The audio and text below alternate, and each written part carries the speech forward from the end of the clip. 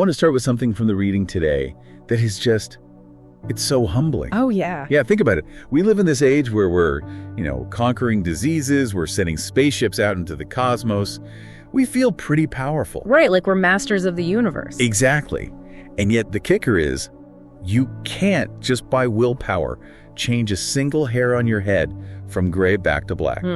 That is a striking analogy. It really is. It gets at this huge paradox, doesn't it? It does. That we can achieve these incredible things externally, but on a basic biological level, we're actually pretty fragile. And that tension is the perfect launch pad for today's deep dive. Yeah. We're looking at some reflections on Matthew chapter 5. Right, and the central theme is exactly that. It's the friction between our human frailty and this incredibly high standard of holiness the text calls for. So we're really trying to unpack why that classic excuse, I'm only human, just doesn't seem to hold up here. And that is the ultimate get-out-of-jail-free card, isn't it? We use it for everything. Everything, from skipping a workout to snapping at someone. It is, but this text, it basically just shreds that card. It argues that while an excuse like that might, fly in a normal court, it doesn't work here. It even calls back to the hair thing. It does. I mean, look at the part about oath. It says, don't swear by your head, specifically because you cannot make one hair white or black. It's like a direct shot at our illusion of control. Exactly. The text is saying if you don't even have authority over your own hair follicles, you definitely don't have the authority to pledge your entire life on an oath. It's a strange pivot, though, from hair to something as heavy as, say, lust. But I guess the connecting thread is that same illusion. That's it. Matthew shifts from these external things to our internal condition. Take the part about adultery. It's not just the physical act. No, it says it begins with lustful intent in the heart. Right. And then comes that really intense instruction. Oh, yeah.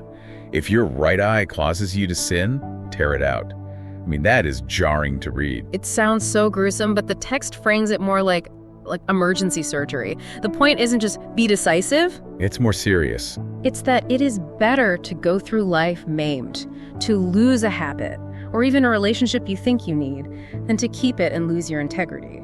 It's presented as a survival strategy. Like cutting off a limb to save the whole body. Yeah. And you see that same intensity when it talks about marriage, too. You do.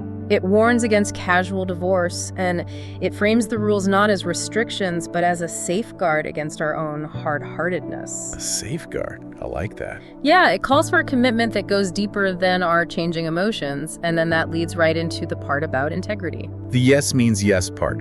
Let what you say be simply yes or no. Which connects all the way back to the hair. The insight here is that if you have to swear by heaven or earth to convince me you're telling the truth. It implies my regular everyday word isn't good enough. Exactly. That's uncomfortably accurate, isn't it? If I have to swear on my life now, does that mean I was kind of lying 5 minutes ago? Precisely. It suggests your integrity is situational. But Matthew argues for a kind of character where a simple yes has the weight of a signed contract. Okay, but this brings us back to the original problem.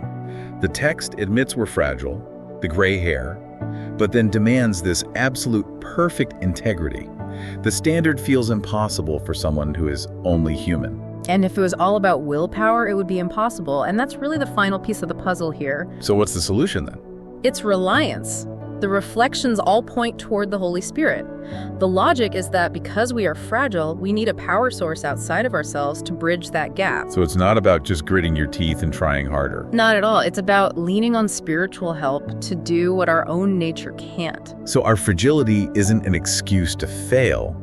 It's actually the reason we need to ask for help in the first place. That's the perfect way to put it. Our weakness isn't the excuse. It's the entire premise for seeking strength elsewhere. That completely flips the script on what it means to be only human. Which leaves us with a final question from these verses. In a world filled with 50-page contracts, endless disclaimers, and fine print, what would your life actually look like if your simple yes was enough?